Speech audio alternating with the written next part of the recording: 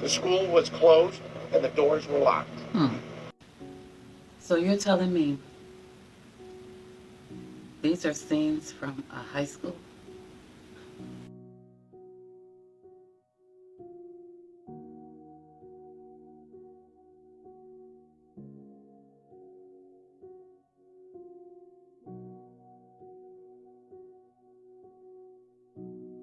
And this is why I homeschool. At least one of the reasons. We just thought it was a regular intruder drill, but then when we started hearing sirens outside and the teachers started to even get scared, we knew that this wasn't just a regular drill and it was real. So then the teacher, she crawled over and she was asking for help to move the lockers to the door so they can't get in. And we started hearing glass breaking from the outside and gunshots outside the door. But the assistant principal came up to one of the windows that was locked. And when we opened it, the teacher said to come on, and we all had to jump out the window. Our code for, and there's an intruder in the building. And after that, and we all thought it's a drill at first. Like, okay, it's just a surprise drill. Okay, we're all good. No, it's a real thing. She said over there, yes, this is real. There's an intruder. Please be careful. And all hell kind of breaks loose. They talked to some of the kids who told them that there was a shooter armed with a long gun. The officers began to clear the building looking for the shooter. Upon hearing gunfire, they ran to that gunfire, located the shooter, and engaged that shooter in exchange of gunfire. The suspect was struck and transported from this location, and that suspect has since been pronounced deceased. At this time, no officers are injured. We had 8 individuals from the school who were transported to local hospitals. One adult female has been pronounced at a local hospital. I believe that was from gunfire. We have one teenage female remaining here at the scene. She's also been pronounced as a result of a wound she received from gunfire. The others who were injured suffered a variety of injuries, from shrapnel injuries to gunshots. They're currently being treated. The building has been searched, initially by responding officers, then by our SWAT team. The bomb dog did go through the building after that. All the kids, when they were left the school, were directed to 2 particular locations. They've since been transported to Gateway School.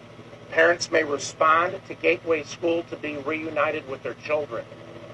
We do need to get the information of the kids who are in the building so we can talk to them. That may not happen today. We need to get their information, understand, but they may not be interviewed today, understanding that they just went through a traumatic incident. But we do need to identify who was in the building and where they were at. That's very important. The officers did an amazing job. I was talking to a captain who was one of the first people into the school building. He spoke about how the officers arrived quickly, made entry with no hesitation, went directly to the sound of gunfire, which is the expectation not only of the department but of the community as well, to protect our kids and our teachers in these schools that should be considered safe. This is a heartbreaking day for all of us. It's going to be tough. While on paper we might have 9 victims, 8 who are transported and 1 remain, we have hundreds of others. Everyone who survived here is going to take home trauma. Even the officers who responded here and the firefighters and the paramedics who worked on people here are going to experience some degree of trauma. The suspect appears to be about 20 years of age. We haven't positively identified him yet, and that will then lead to any relationship to a person or the school itself. Chief, what can you tell us about the people who are deceased? We've heard one may have been a teacher. Are we to imply, or do you know if the other was a student? Right, so the adult at the school, the adult female, once we can make notification of next of kin, we'll identify her relationship to the school. But at the moment, we're going to kind of respect that family and give them some time. We're just waiting for notification. And for the teen who remained here, the same for them. Hopefully we'll have more information about their relationship. I do want to say... How did the shooter get in? I do want... Yeah, that's a good question. I was just going to address that. The doors were locked. All right, the doors were locked. Don't be confused. The security staff did an outstanding job identifying the suspect's efforts to enter and immediately notified other staff and ensured that we were contacted. It was that timely response by that security officer, the fact that the door did cause pause for the suspect, that bought us some time. So, but yes, the doors were locked. How did he get in? The doors were locked. How did he get in? Right. We're not going to talk about how the suspect came in. What kind of security is in place here at the school on a day-to-day basis? So, Doctor? All of our high schools are housing security. In this particular building, there were 7 active security in the building on today. So they were located at the place where kids are coming in, coming through the metal detectors. That's where they were today on both sides of the building. But there were 7 active officers on site today. Can you clarify how many were transported? 8 individuals were transported, including the suspect.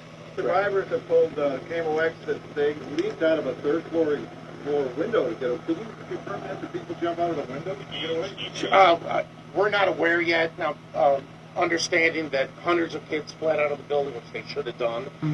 And thank God again for the teachers and the adults in the building who helped facilitate their escape. I don't know the means by which they left. As we go through our interview process, we'll learn more about that, but it's possible that they did do that. Thank you, everybody. Thank you. Do we know if any of the victims are targeted? We won't know anything about that until the suspect has been identified. We know that suspect's relationship to the school and the victims. Yeah, there was an exchange of gunfire. Oh, we see more students running from the school with their hands up. I have to say, I'm sorry. Right. My nieces and nephews just graduated from school feel you. last year, and this is hard to watch. So for any families who are watching this, we are so sorry. Here's a closer look at that door that was locked. You can see the bottom glass panel broken out. It's unclear if it was shot out or kicked out, but again, police say that door was locked, and that's how the shooter got into the building. It also shows how the shooter appeared to be familiar with the school because he was parked about where I'm standing off the sidewalk on Arsenal next to the school. Went right into that side door and right up to the 3rd floor to begin shooting. Our victims, the 2 decedents, one is a 61-year-old white female. She was transported and pronounced a local hospital. The second is a 16-year-old black female. She remained on the scene, was pronounced there. The third is a 16-year-old black male, suffered a gunshot wound to the leg. He's in stable condition at a local hospital. The fourth is a 16-year-old black female who suffered a grazed wound to the leg and is stable. The 15-year-old is a black male. The 5th victim, a gunshot wound to both hands and his jaw. He's stable. The 6th victim is a 15-year-old black male who suffered a gunshot wound to an arm and is stable. The next victim is a 15-year-old Hispanic female who suffered abrasions to her face and her knee, and she is stable. The next victim is a 16-year-old black female with a fractured ankle, and she is stable. And the last victim is a 15-year-old black male who suffered abrasions to his face, and he's stable. It was just terrifying because I had to text my grandparents, my parents, and make sure my siblings are okay. And I just texted them like, hey, this is a real school shooter event. Like, I love you all. I don't know what's going to happen. I'm sorry if I am gone. Like, you just don't expect this to happen in your life, really. Because, like, school's supposed to be safe, environment, it's fun. Like, you just don't expect to text your grandfather at 9 in the morning, hey, there's gunshots at my school. I don't know if I'm going to live. I'm sorry, and I love you. Like, it hurts. It really does. Mandy, police say the shooter pulled right up to a side door here at the Central Visual and Performing Arts High School and broke into a locked door to start his shooting rampage.